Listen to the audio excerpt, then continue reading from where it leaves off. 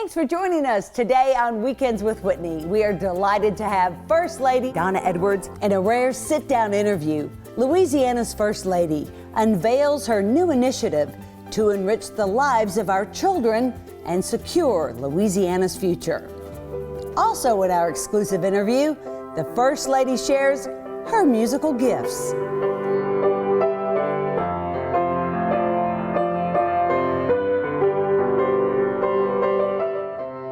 Then we give you the latest on the new Knock Knock Children's Museum. It's not open yet, but it's quickly moving in that direction. Plus, Dr. Nick on how many of us are communicating wrong, especially with introverts. I was floored to find out why. You may be too. But first, First Lady Donna Edwards. She is keenly conscious not to detract from her husband's mission of getting Louisiana and its budget back on solid ground. But now, 18 months into his administration, she's on a mission all her own.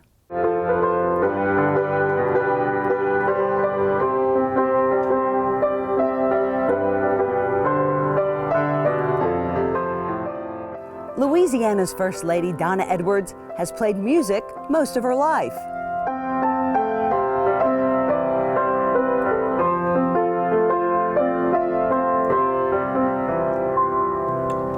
How do you feel when you're playing music? It's therapy. It's therapy, yeah. I come down here a lot of times at night. It's dark and I just play. She was a music teacher too, seeing firsthand how the arts enrich, expand, and advance young lives.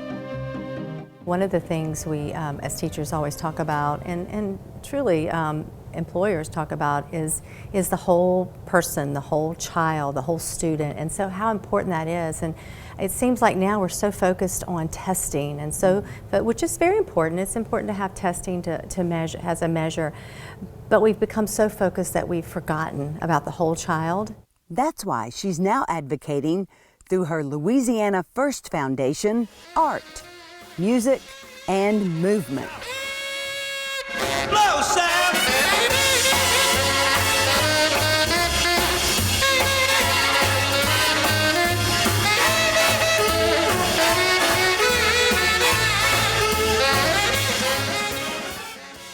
The culture of Louisiana just cries out for music and art, and we all know that.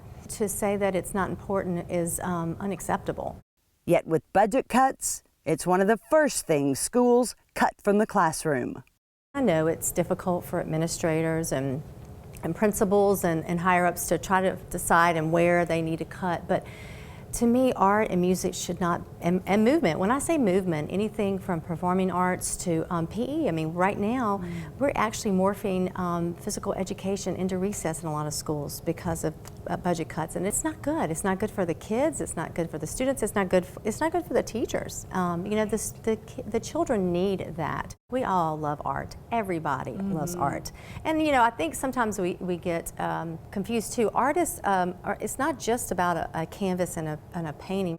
Artists, you know, people who graduate in art go on to be, you know, graphic designers, computer graphics, and there's all kinds of areas that they blossom into, you know, our advertisements, and so there's a lot of fields and, you know, a lot of places that they can, you know, find jobs and work. And of course the music industry in Louisiana is like none other, right? So, right. And we have to foster that generation. Absolutely, we have to foster it and grow it.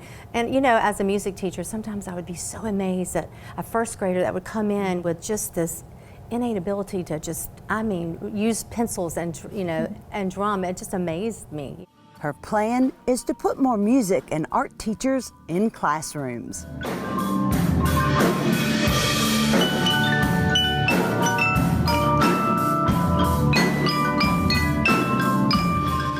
We're going to do a couple pilot programs in the fall, handpick some situations in some areas where there's no music and art and movement, and see and kind of watch it grow. But the idea is for the foundation to partner with the school board, and so there'll be some accountability on their part also. How in the world will you pick? I know. Well, I'm really looking at places that there are none, or even, one of the things I'm really focused in on too is finding maybe an elementary school that has maybe they have a junior high and a high school that has a music program, but to put it in the elementary school and watch that child really find the love of music in elementary school and watch it grow, would be really, neat. So yes. we're on our search right now. She also plans to partner the new teachers with art councils across the state. By having our art councils around the state go into these situations, we have some great programs, some art programs and music programs around the state that are already enhancing our music and art programs. They're doing such a great job, and to have them actually go in and support these teachers. And so that's really what I'm interested in doing, is really finding the educators for the classroom to bring back music and art movement, but to also find them support system. It'll connect communities and cross parishes.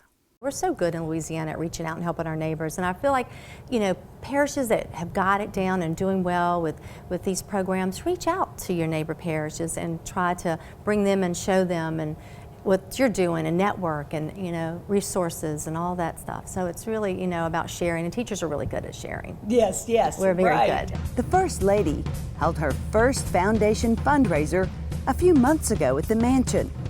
Seersucker hats and sazeracs was sensational. Great so far. I mean, Good. really, they're very encouraging. She's illuminating the arts outside classrooms too, in the new Knock Knock Children's Museum. I'm sponsoring one of the music areas there, the percussion Fun. section, so excited. They're doing a great job there. I'm so proud of them. I'll have more on the museum later in this show, but the First Lady's Foundation is an umbrella for her other endeavors too, like the foster care program. Last year, under her wing, it had its best year yet. Last year actually was the highest ever adopted, 735 children. National organizations like the Casey Family Foundation and Wendy's Wonderful Kids have joined forces with our First Lady. They picked 5 states in the entire country, and they picked Louisiana as their 5th state, and so they're coming here and bringing resources and bring caseworkers to help find homes for the hard-to-place children. The Louisiana First Foundation is one of the most ambitious of any First Lady. Even though its launch was delayed by last year's devastating August flood, nothing's been watered down. That's a big endeavor. It is. Is it ever overwhelming or? No, not yet. Great. I'm just taking it one step at a time. Time and again, Louisiana's First Lady uplifts, empowers, and inspires in countless ways, like prison ministries, girls leadership, the Equal Pay Summit, the Ellis Malone Foundation, United Way, Companion Animal Alliance, and dozens more. In April, she started this statewide program, Virtual Visits with the First Lady. For 4th graders at Amite Elementary Magnet, she read Bernice, then answered their questions using state-of-the-art technology.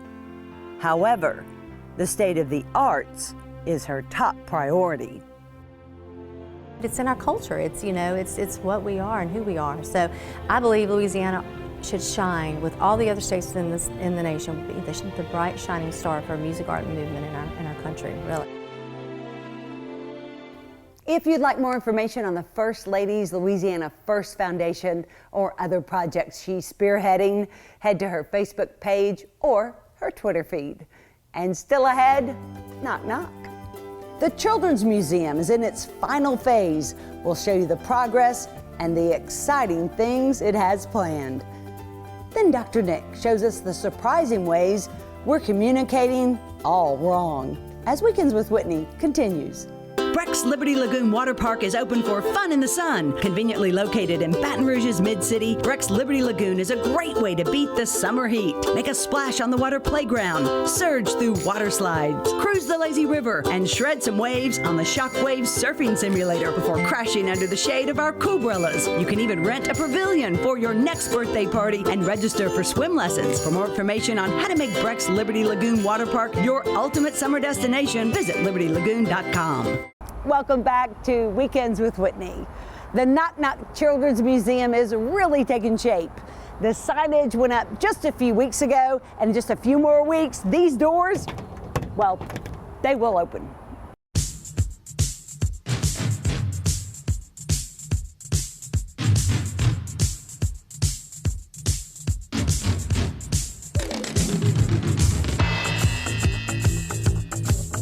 This is a dream nearly 15 years in the making. Even 9 months ago, it was a windowless shell of steel beams, construction tape, and a clear view from the 3rd floor all the way to the 1st. That was the same time Knock Knock Executive Director Peter Olson decided to take this job, moving all the way from Minnesota.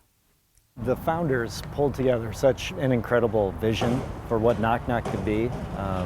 The more I learned about it, the more I just got hooked and knew that this is where I needed to be. I'd love to show you the latest inside, but for now, we're outside looking in. There's just too much work going on right now. Okay. We can't show it halfway. We want to show it when it's all ready to go, and it's getting close. But what we can see is one of Peter's favorites. I think one of the real wows that children are going to come back time and time again for is the storybook climber, where children can enter this climber on the very bottom level of the museum and climb up flying books all the way up 45 feet to the ceiling. When its doors open, this will be the largest children's museum in the state. Something First Lady Donna Edwards says our capital cities needed. It's going to fill a hole. Oh, absolutely. And that's what we do, don't we, as moms and as teachers, we try to fill that hole. So I'm looking forward to working around the state and really bringing awareness and support for our teachers, our educators, but to bring in new joy and a new spark, if you will, for that community. It'll be home to an interesting and unusual percussion instrument her Louisiana First Foundation is sponsoring. Really cool, colorful, it looks kind of like a piano, but with PVC pipes coming up, and you can whack the pipes and it makes melodies. You can actually play it like a piano in that way. And it's just, children are going to love it, and it's going to inspire a love of music and education. The museum's tailored to children from infancy through age 8. But Peter says they're also planning some adult time too. There's happy hour sort of socials, like the science of mixology, or various ways to help grown-ups be children again. Well, I'm obsessed with the idea of having early morning yoga on the welcome terrace here. We'll see if we can pull that off. The building itself pulls you in with its whimsical design, 3-story windows, and spectacular views. At night, it's like a beacon, beckoning fun, excitement, and adventure. It's a building that's also a bridge. For all children to be able to access early learning, we know the absolute critical nature of early development. Nothing sets your trajectory in life like those first few years. So the vision was to make this spot in City Brooks Park on the hill overlooking the lakes be a connection to neighborhoods all around Knock Knock. So children who live closest to Knock Knock will be able to walk on a sidewalk right up to the front door.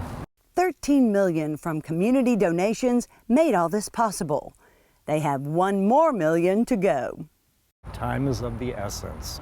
And any amount is Any welcome, amount. right? I mean, really, if someone just has Any $5. amount. But really, if everybody in Baton Rouge donated $5, we would be well on our way. It truly is Baton Rouge's community effort that's making this happen. Soon, opening these doors will happen, but we discover the exact date this Tuesday. If you tune in to our Facebook page on Tuesday at 9 a.m., we will be making a major media announcement virtually via Facebook. For daily updates, you can check out their Facebook, Twitter, and Instagram pages. And up next, Dr. Nick. He reveals what I found shocking, how we're communicating with each other in ineffective ways, especially when it comes to introverts. He shares why as Weekends with Whitney continues. Maggio, the only way to go.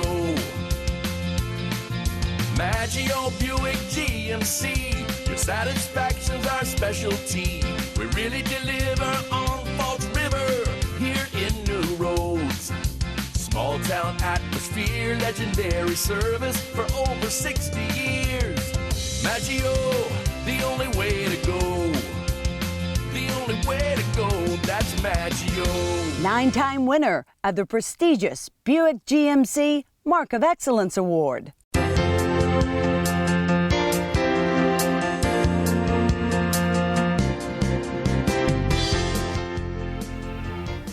We should all be having more meaningful conversations.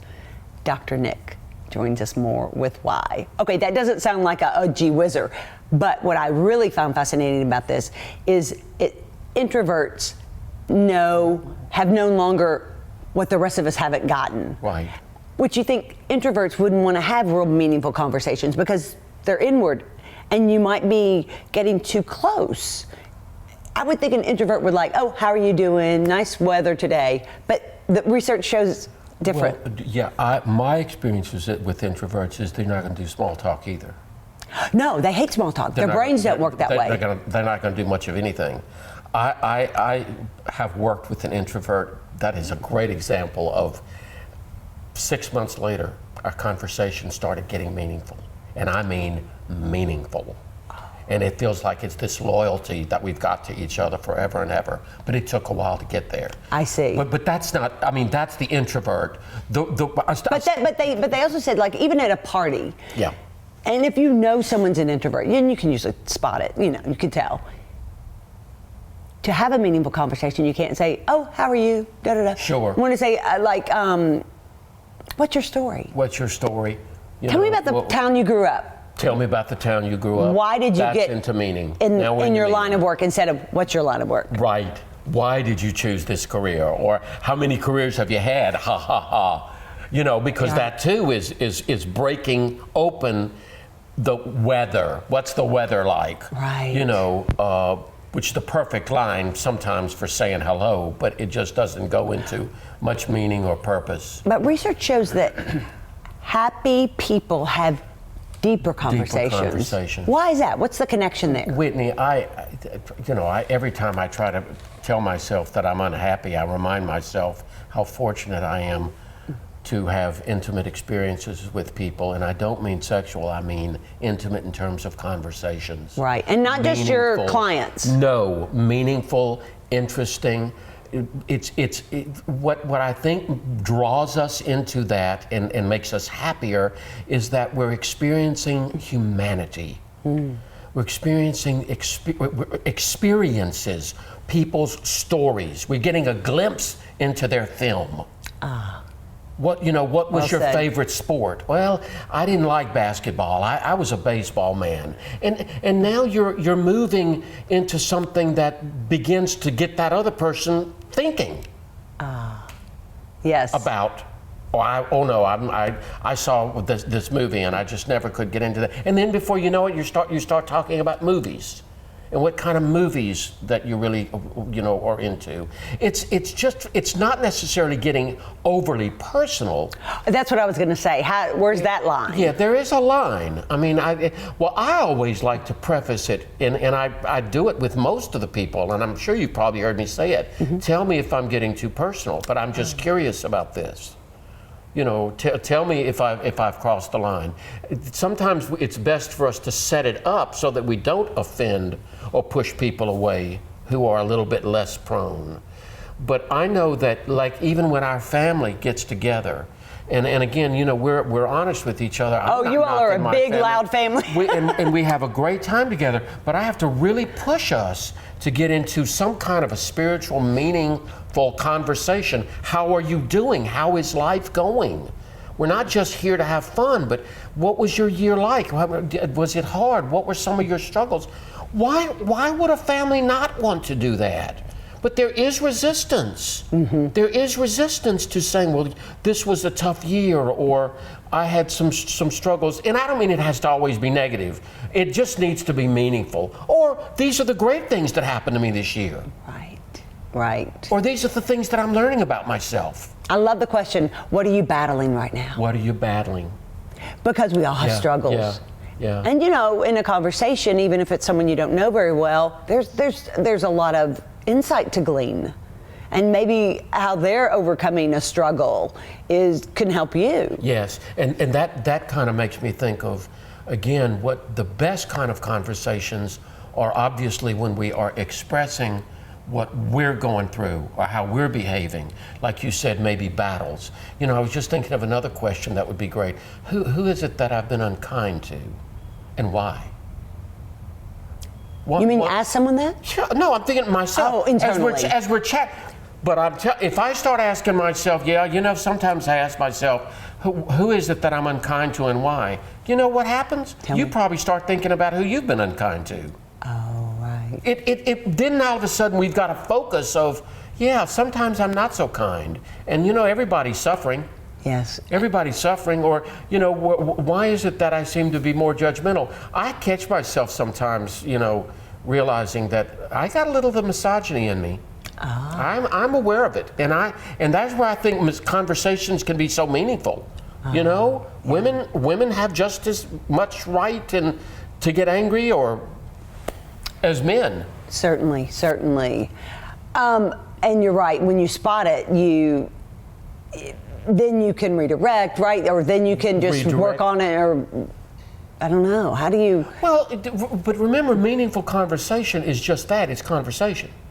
It's dialogue. It's not giving closing arguments or pontificating or having the final word, right? It's conversation. So we might walk away from a conversation with more questions than answers. What doesn't that give meaning? Yes. Oh, I'll tell you something.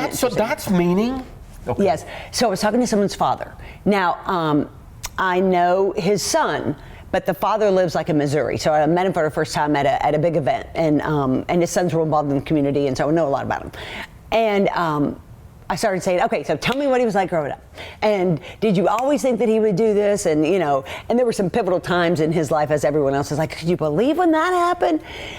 And when it really got interesting, I said, what's your dream? What's your dream? And have you ever gotten there? And he said, I haven't. And he said, here's why: I had 5 children. And I didn't think, I had to be the breadwinner, and I never could follow that dream. And I said, that's really powerful. So let's talk about that fear. Why was that fear so big? I know you had a responsibility. And so then we went back to different things in his life, and it was fascinating. And we left that conversation, and he said, you know what? Maybe it's not too late to have that dream. This is a man who was in his 70s. Maybe not. Do you know that 3 months later, I saw him on stage singing? No. Yep. Wow. So, wow. I just think that's interesting. It is. And the other thing that you might be having been drawn out of him, maybe not, was that maybe he got his dream. He got 5 kids. Oh, no, he said he was very thankful and had a lovely life. And then you start reframing. What's the dream? What's the dream? I know, I'm thrilled that he went on stage. But you're right, yeah. But it's that, you know, we had, the one other thing about the meaningful conversation that I just realized, when we were at Beauty and the Beast the other night, which was a great fabulous show, by the way, you were talking to someone, and I noticed this about me that I have to watch. Okay, tell me. You were having a very you're into questions, and I mean, you go right for the jugular. You were talking to this lady and and I came in and kind of interrupted, and you pushed me away. Do you remember? You pushed me away, like, wait a minute, because you were engaged with her, and I pulled back and I said, wow, that's interesting. that we have to be careful of. When the dyad's going, we don't need to be interrupting that dyad one-on-one. You're right. It's like don't you think? Because another person can I've done change it the before. dynamic, Sure. change the conversation, and you never get back to what was Right. really fascinating. And it's not intended to be interruptive, but it's very interruptive. And so I have to pull myself, because remember, I want to be engaged. Of course. I want to be in it. Yeah. And I think a lot of people do. So we have to be careful, because when there's something, remember? I do now. You were really trying to engage because you were fascinated with her child. Yes. And what he was doing, and what was next, and where we're going, and how he got there, and who was she. I mean, you were all into it. And how she really supported this, Right. and the challenges. So in order to get back to your graces, I went and got you a bottle of wine, and then I was loved again. But Not a bottle, but I'm a glass. I'm good. Right. Just the glass. But I will tell you that I did worry about hurting your feelings when I had to do that. Well, and that's a good point. That's a good point, and I'm glad you made it. But it really. But I really needed to That's right. finish that story, and it was That's intermission. right. Remember? That's right. And so I didn't have much time. That's right. So I apologize. But I think the adultness. See, there's where the adultness comes in. It's like I knew it. I knew I was jamming the camera. I knew it, and that's why I pulled back. I didn't get my feelings hurt. Yeah. And because I think that's. So the next time it happens, you don't need to worry about guilt. Stay with the conversation. Yes, thank you. But when I'm talking to somebody who's hot, don't bother me. Don't bother. Don't come in and bust in. And that's hard to do, especially when people are having great conversations. Well, we all want to be part in it. With us. There's another topic we ought to talk about: boundaries of conversation. Oh, I know, right? But my takeaway, and what I hope a lot of other people's takeaway from this is, don't ask questions that people can give you a one-word answer. Yeah. How are you doing? Good. Fine. Good. Yeah. Okay. That's our challenge this week. Everybody. Meaningful. Have a great week. You too, Whitney. Thanks. And you. More Weekends with Whitney after this. Atlas Foundation Repair, fixing your foundation problems for more than 30 years while preserving and protecting your trees. Thanks for joining us for Weekends with Whitney. We hope to see you back here again next week. Until then, you can follow us on Facebook, Twitter, and Instagram. Or you can check out our previous shows on my YouTube channel, Weekends with Whitney. But now, we leave you with this.